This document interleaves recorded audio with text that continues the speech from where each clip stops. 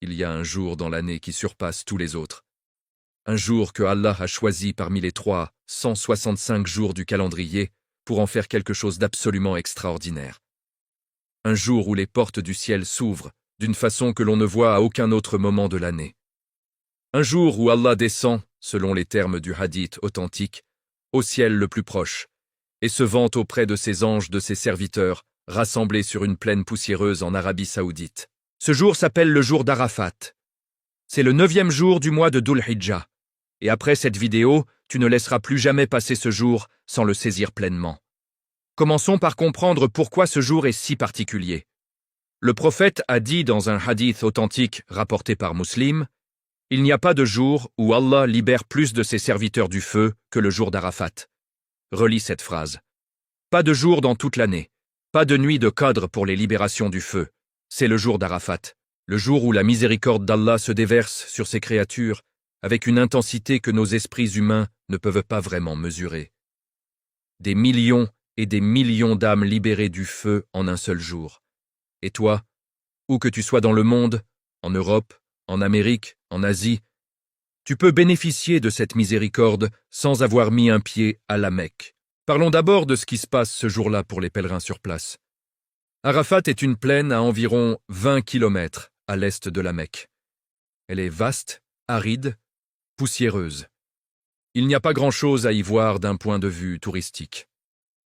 Pas de monuments extraordinaires, pas d'architecture remarquable, juste une plaine ouverte, un monticule appelé Jabal al-Rahma, la montagne de la miséricorde, et des millions de pèlerins vêtus de blanc, debout, assis, les mains levées, les larmes coulant sur leurs visages.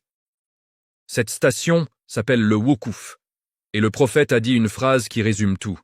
Le Hajj, c'est Arafat, pas les 7 tours du Tawaf, pas le sa'i entre Safa et Marwa, pas le sacrifice. Arafat.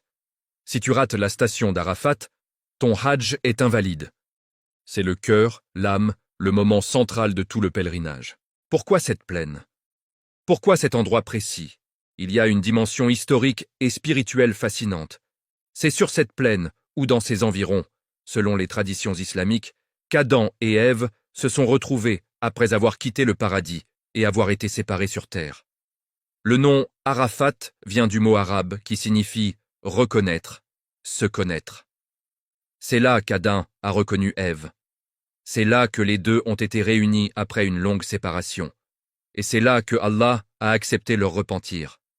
Arafat est donc depuis l'origine de l'humanité le lieu du retour, de la réconciliation, du pardon.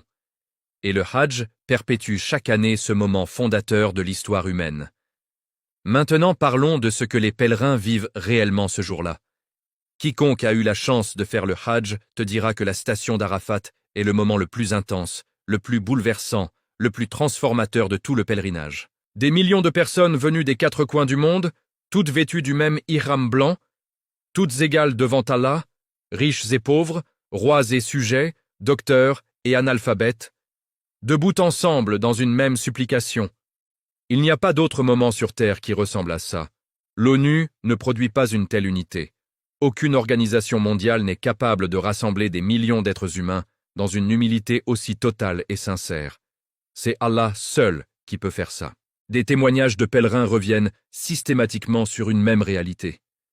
Quand ils lèvent les mains en dua à Arafat, ils sentent quelque chose d'inexplicable. Une certitude, une présence, une conviction profonde que leurs supplications sont entendues. Plusieurs décrivent des larmes qui coulent sans qu'ils les contrôlent, des fardeaux qui s'allègent, des blessures intérieures vieilles, de décennies qui se dissolvent dans cet après-midi de supplication. Ce n'est pas de l'imagination collective. C'est la réalité spirituelle d'un lieu et d'un moment que Allah a sanctifié. Mais voici ce qui est peut-être le plus beau dans tout ça pour nous, les musulmans qui ne font pas le Hajj cette année. Le jour d'Arafat n'appartient pas exclusivement aux pèlerins. Sa grâce se répand sur toute la communauté musulmane mondiale. Le prophète a institué pour ceux qui ne font pas le Hajj un acte particulier ce jour-là. Le jeûne. Jeûner le jour d'Arafat, le 9e jour de Dhul Hijjah, est l'un des actes les plus recommandés de tout le calendrier islamique. Et la récompense que le prophète lui a attachée est stupéfiante. Il a dit que le jeûne du jour d'Arafat expie les péchés de l'année précédente et de l'année suivante. 2 années de péchés effacées par un seul jour de jeûne. Un seul jour. Pas un mois entier comme le Ramadan, pas 40 jours, un jour. Arrêtons-nous sur cette récompense parce qu'elle mérite vraiment qu'on y réfléchisse. Dans toute la sunna du prophète, il existe très peu d'actes auxquels est attachée la promesse d'effacement des péchés de 2 années complètes. Le jeûne de Ashura efface les péchés de l'année précédente. Le jeûne d'Arafat efface les péchés de l'année précédente, de l'année suivante. Allah, dans sa miséricorde infinie, offre à ses serviteurs une opportunité annuelle de repartir avec un bilan quasiment vierge, pas parce qu'ils sont parfaits, pas parce qu'ils méritent objectivement cette générosité, mais parce que Allah est Al-Ghaffar, le grand pardonneur, et que sa miséricorde précède et surpasse sa rigueur. Il y a une dimension du jour d'Arafat que très peu de gens mentionnent et qui est pourtant fondamentale. C'est le jour où Allah a complété la religion islamique. C'est sur la plaine d'Arafat, lors du Hajj de l'an 10 de l'Hégire, que le prophète a prononcé son dernier sermon, le discours d'adieu. Et c'est ce jour-là qu'est descendu le verset que tout musulman devrait porter dans son cœur. Aujourd'hui, j'ai parachevé votre religion, j'ai complété ma grâce sur vous, et j'ai agréé l'islam comme religion pour vous. Surat Al-Maïda, verset 3. Allah a choisi Arafat, ce jour précis, cette plaine précise, pour annoncer la complétude de son message à l'humanité. Pas la Mecque, pas Médine, pas Jérusalem. Arafat, la plaine du retour, de la reconnaissance, du pardon. Parlons maintenant de comment tu peux maximiser ce jour si tu n'es pas en pèlerinage. La première chose est le jeûne. Si ta santé te le permet, jeûne ce jour-là. Pas par obligation, mais par un choix conscient et joyeux. Tu sais maintenant ce que ce jeûne représente. 2 années de péché effacées. C'est une opportunité que beaucoup d'entre nous ne réalisent pas à sa juste valeur. La deuxième chose est la dua. Le jour d'Arafat est le meilleur jour de l'année pour supplier Allah. Le prophète a dit que la meilleure dua est la dua du jour d'Arafat. Et la meilleure chose qu'il disait ce jour-là était « La ilaha illallah wahdahu la sharika lah, lahul mulku wa lahul hamdu wa huwa ala kulli shay'in qadir » Ibad associé à Allah. À lui appartient le règne et la louange. Il est puissant sur toute chose. Cette formule simple, répétée avec présence et sincérité le jour d'Arafat, porte en elle une puissance spirituelle que des générations de savants ont soulignée. La troisième chose est le dhikr abondant. Les 10 premiers jours de Dhul Hijjah en général, et le jour d'Arafat en particulier, sont des jours où le dhikr est particulièrement valorisé.